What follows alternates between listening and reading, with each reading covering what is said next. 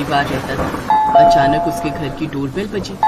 अरे महिमा, कहाँ रह गई? बारिश भी बहुत तेज हो रही है। थोड़ी देर बाद घर के अंदर से किसी ने दरवाजा खोला और दरवाजा खुलते ही शीला बेहोश हो गई, क्योंकि दरवाजा महिमा की हद से ज्यादा काली बेटी ज्योति ने खोला था। आंटी, कौन है आप? क्या हुआ आपको? माँ, पिताजी, भैया जल्दी आओ। इतने में वहाँ पर ज्योति के माँ पिताजी आ गए। क्या हुआ ज्योति? अरे रुको रुको, मैं उठाता हूँ। चेहरा देखने पर ही पता चलेगा कि कौन है। आपको तो बस औरतों को छूने का बहाना चाहिए। तू जा जल्दी से पानी लेकर आ। ज्योति पानी लेने चली गई। इधर महिमा ने उस औरत को उठाने की कोशिश की। उसने देखा कि वो तो उसकी सहेली शीला थी। तभी ज्योति जल्दी से पानी लेकर भी आ गई। ये तो मेरी सहेली शीला है। महिमा ने अपनी सहेली शीला पर पानी डाला, जिससे उसे होश आ गया। महिमा उसे लेकर अंदर आ गई। महिमा, ये कौन है? शीला, तूने इसे पहचाना नहीं? ये मेरी बेटी ज्योति है। अरे लेकिन इसकी ज्योति बुझी हुई क्यों है? इससे पहले मैंने जितनी बार तेरी बेटी को देखा वो बहुत गोरी चिट्टी थी। अचानक क्या हो गया? इतनी काली लड़की मैंने आज तक नहीं देखी। मैं इसे देखकर ही तो बेहोश हुई थी। इतना सुनते ही ज्योति वहाँ से चली गई। ज्योति बहुत ज्यादा काली लड़की थी, जिस वजह से कई रिश्ते आए और उसे मना करके चले गए। अगले दिन महिमा अपनी बेटी ज्योति के साथ बाजार जाने वाली थी। ज्योति, मैंने तुझसे कितनी बार कहा है कि चाहे घर के अंदर रह या बाहर, पूरी बॉडी पर मेकअप करके रहा कर। जल्दी से पूरी बॉडी पर मेकअप कर ले, हमें बाजार जाना है। ज्योति ने पूरे शरीर पर मेकअप किया। मेकअप करने के बाद वो किसी परी से कम नहीं लग रही थी। दोनों माँ बेटी बाजार में घूम रहे थे। तभी एक लड़के की नजर ज्योति पर गई, जो कि अपनी कार के अंदर बैठा था। पहली नजर में ही उसे ज्योति पसंद आ गई, पर उस वक्त उसने कुछ नहीं कहा। माँ, ये अचानक बारिश क्यों होने लगी? जल्दी से घर चलो, वरना मेरा मेकअप धुल जाएगा। शॉपिंग करने के बाद दोनों माँ बेटी घर आ गई।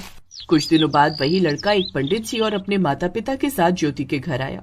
आंटी, अंकल, मुझे आपकी बेटी बहुत पसंद है। कुछ दिन पहले मार्केट में मैंने इन्हें देखा था। इतने में ज्योति चाय लेकर आ गई। ज्योति ने फुल बॉडी मेकअप कर रखा था, इसीलिए वो एक चांद के टुकड़े की तरह चमक रही थी। ज्योति के संस्कार भी आदित्य के परिवार को पसंद आ गए और दोनों की शादी हो गई। बहू, दरवाजा खोल। आज तेरी अपने ससुराल में पहली सुबह है। आज मुंह दिखाई की रस्म भी है और पहली रसोई भी। ज्योति कमरे के अंदर मेकअप कर रही थी, इसीलिए वो जल्दी दरवाजा नहीं खोल रही थी, क्योंकि अगर बिना मेकअप के किसी ने भी उसे देख लिया तो रिश्ता टूट सकता था। हाँ माँ जी, बस 2 मिनट में आई, कपड़े बदल रही हूँ। पूरे बदन पर मेकअप करने के बाद ज्योति बाहर आई। सभी को चाय नाश्ता दिया। सभी को चाय नाश्ता और खाना बहुत ज्यादा स्वादिष्ट लगा। और शाम को जब मुंह दिखाई की रस्म हुई, तब सभी लोगों ने उसे बहुत महंगे महंगे गिफ्ट दिए, क्योंकि वो हद से भी ज्यादा खूबसूरत लग रही थी। क्या बात है ममता, बहू तो तुमने बिल्कुल हीरे जैसी पाई है।